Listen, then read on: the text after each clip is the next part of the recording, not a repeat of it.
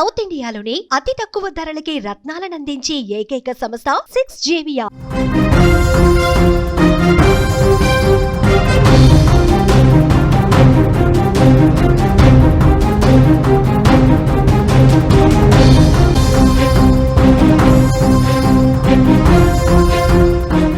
Los Angeles లో encounter. భారత సంతతికి చెందిన వ్యక్తిని కాల్చి చంపారు. పోలీసుల కాల్పుల్లో గుర్ప్రీత్ సింగ్ మృతి చెందారు. రోడ్డుపై యుద్ధ కళను ప్రదర్శించారు గుర్ప్రీత్ సింగ్. కత్తితో వాహనదారులకు బెదిరించినట్లుగా కూడా తెలుస్తోంది. పోలీసుల రాకతో కారులో పరారయ్యే ప్రయత్నం చేశారు.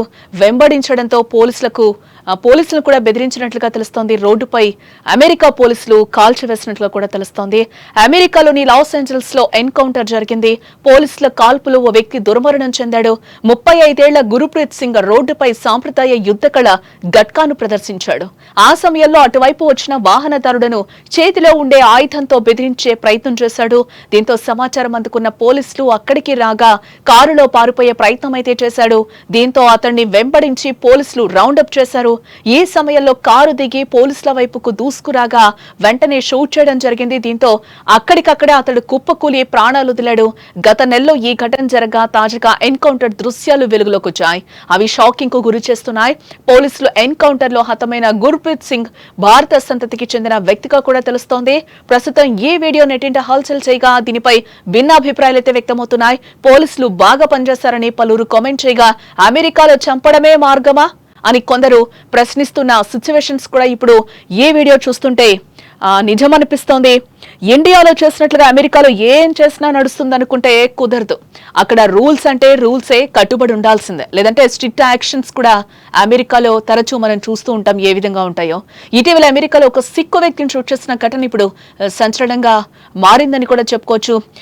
దీనికి సంబంధించిన వీడియో ఒకటి ఫుటేజ్ శుక్రవారం రోజు రిలీజ్ చేయడం జరిగింది అధికారులు.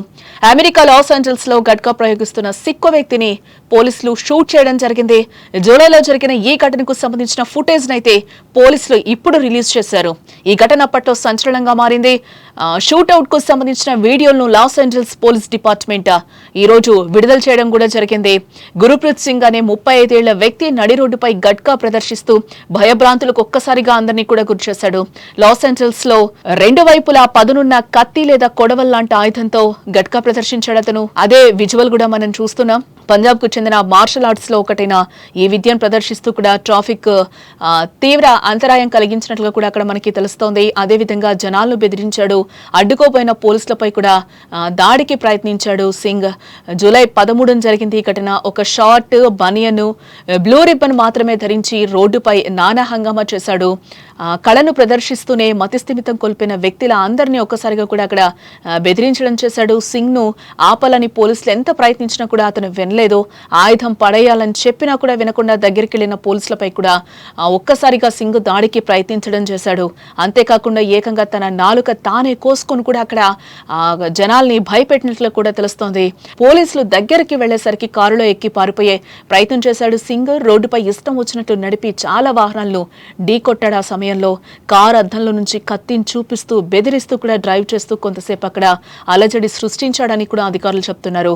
పోలీసులపై కత్తితో దాడి చేసే ప్రయత్నం చేయగా షూట్ చేసినట్లుగా ఎల్ఏపీడీ పోలీసులు అయితే అంటున్నారు. పోలీసులు అలా ఎలా కాలుస్తారని అదుపులోకి తీసుకుని కోర్టు ముందు హాజరుపరిచి శిక్ష వేయాల్సింది కానీ చంపేయడం ఏంటని దీనిపై మానవ హక్కుల సంఘాలు కూడా ఒకంత ఆందోళన అయితే వ్యక్తం చేస్తున్నాయి. దీనిపై భిన్నాభిప్రాయాలు అయితే ప్రస్తుతం వ్యక్తమవుతున్నాయని చెప్పుకోవచ్చు. గట్కా పంజాబ్ కు చెందిన ఒక విద్య, మార్షల్ ఆర్ట్స్ లో భాగం కూడా. కత్తి, కర్ర, డాలు, ఇతర ఆయుధాలతో చేసే యుద్ధ కళ ఇది. ఆత్మరక్షణతో పాటు శత్రువులను ఎదుర్కొనేందుకు వినియోగించే ప్రాచీన యుద్ధ విద్యగా కూడా దీన్ని చెప్తూ ఉంటారు.